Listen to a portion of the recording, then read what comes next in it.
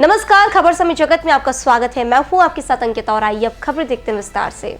भोपाल मां गंगा का अवतरण दिवस गंगा सप्तमी का पर्व देश भर में भक्तिभाव के साथ मनाया गया। वहीं केवलिया योग आश्रम धुना दोलाज में गंगा सप्तमी के उपलक्ष्य में खिलचीपुर व आसपास के लोगों द्वारा विशेष कार्यक्रम आयोजित किया गया और आस्था की डुबकी लगाई गई। वहीं गंगा सप्तमी के मौके पर वाचस्पति स्वामी रघुनाथानंद अवधूत जी ने बताया कि पृथ्वी पर जो भी जितने भी उत्सव, व्रत, पर्व, त्योहार है, ये हमारे पूर्वजों की धरोहर है। ऐसे में प्रत्येक भारतीय का कर्तव्य है कि तन, मन, धन और अमूल्य क्षण देकर इसकी रक्षा करे। पारंपरिक परंपरा हमारी पहचान है। हमारे जो भी उत्सव, व्रत, पर्व हैं, उनके पीछे कोई न कोई इतिहास संबद्ध है, कोई न कोई रहस्य है। वाचस्पति स्वामी रघुनाथानंद अवधूत जी ने बताया कि पुराणों के अनुसार गंगा विष्णु के अंगूठे से निकली है, जिसका पृथ्वी पर अवतरण भागीरथ के प्रयास से कपिल मुनि के शाप द्वारा भस्मीकृत हुए राजा सागर के 60,000 पुत्रों की अस्थियों का उद्धार करने के लिए हुआ था।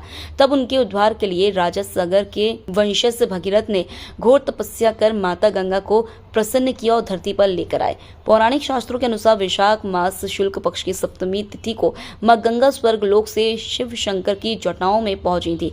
इसलिए इस दिन को गंगा सप्तमी के रूप में मनाया जाता है। जिस दिन गंगा जी की उत्पत्ति हुई वह दिन गंगा जयंती वैशाख शुक्ल सप्तमी और जिस दिन गंगा जी पृथ्वी पर अवतरित हुई वह दिन गंगा दशहरा ज्येष्ठ शुक्ल दशमी के नाम से जाना जाता है। इस दिन मां गंगा का पूजन किया जाता है। वाचस्पति स्वामी रघुनाथानंद अवधूत जी ने बताया कि गंगा सप्तमी के अवसर पर मां गंगा में डुबकी लगाने से मनुष्य के सभी पाप धुल जाते हैं और मनुष्य को मोक्ष की प्राप्ति होती है।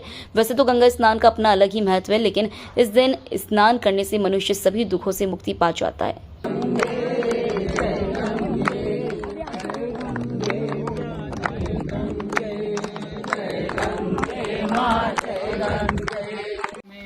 जितने भी उत्सव, व्रत, पर्व, त्योहार हैं, ये हमारे पूर्वजों की धरोहर हैं।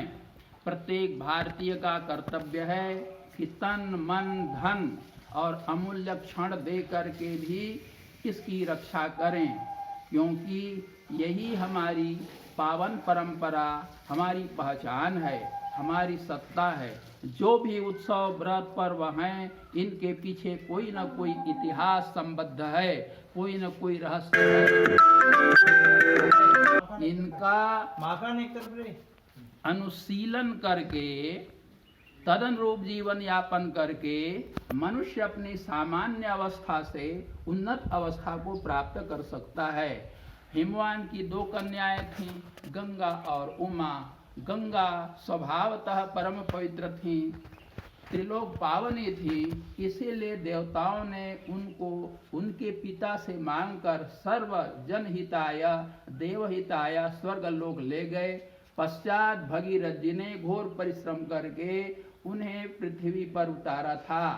तो यह हमें शिक्षा देती है कि देखो, कोई भी मनुष्य भगीरथ जी की तरह घोर परिश्रम करके स्वर्गीय सुख को धराधाम पर उतार सकता है और प्रत्येक भारतीय हिमवान की तरह घोर परिश्रम करके, सदाचार का पालन करके गंगा की तरह कन्या को प्राप्त कर सकता है।